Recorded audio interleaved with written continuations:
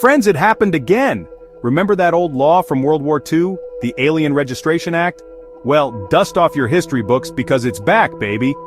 Yeah, in a move that surprised absolutely no one, the US government decided to bring back a law with a history as charming as a root canal. The stated reason? National security, of course. Because nothing says keeping America safe like making people who already jumped through hoops to be here jump through a few more.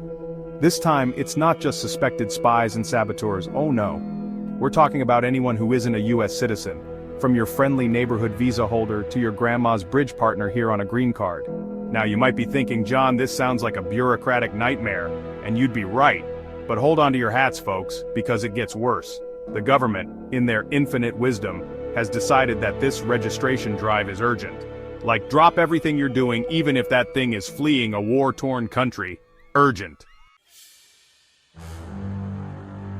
So, who exactly needs to sign up for this delightful government program? Well, if you're a foreign national who's been in the US for more than 30 days, congratulations. You've won yourself a one-way ticket to Registrationville. That's right, everyone from tourists on extended vacations to students on visas, legal permanent residents, you name it. Everyone's invited to this party. And when is this shindig happening, you ask? Well, the original deadline was April 11th, 2025. Missed it? Don't worry, the government, in their infinite generosity, has given you a whole 30 days from the moment you step foot in the US to register. Oh, the kindness. But wait, there's more. If you're a bright-eyed 14-year-old who just happens to be a foreign national, guess what? You get to register too. It's like a coming-of-age ritual, but instead of getting a car, you get the privilege of being monitored by the government. Fun times. Now you might be thinking, John, this all sounds a bit too Orwellian for my liking. What if I, decide to skip this whole registration thing? Well, my friend, you better buckle up because the government has a whole buffet of consequences lined up for you. First up, we have some lighthearted fines. We're talking a cool $5,000. Just a small price to pay for freedom, right?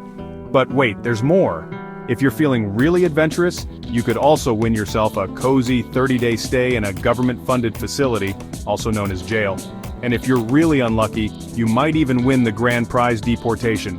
That's right, you get a one-way ticket back to wherever you came from, with a complimentary side dish of a lifetime ban on re-entering the US. Bon voyage. So, what's the official word from the White House on all this? Well, according to our good friend and former White House press secretary Caroline Leavitt, it's all about national security and enforcing those pesky immigration laws. Because, rounding up millions of people and treating them like potential criminals is a totally normal and not at all discriminatory way to achieve those goals. Unsurprisingly, not everyone is thrilled about this blast from the past. Immigrant communities are understandably terrified. Imagine living with the constant fear of being stopped, questioned, and potentially detained just because you're trying to live your life. Mixed-status families are being torn apart, forced to choose between staying together and risking deportation. It's a humanitarian crisis waiting to happen, and the government's response? Don't worry, be happy. This isn't about safety, folks. It's about control. It's about creating a climate of fear and suspicion, about turning our neighbors into scapegoats. It's about dividing us instead of uniting us. And that, my friends, is something we should all be very, very concerned about.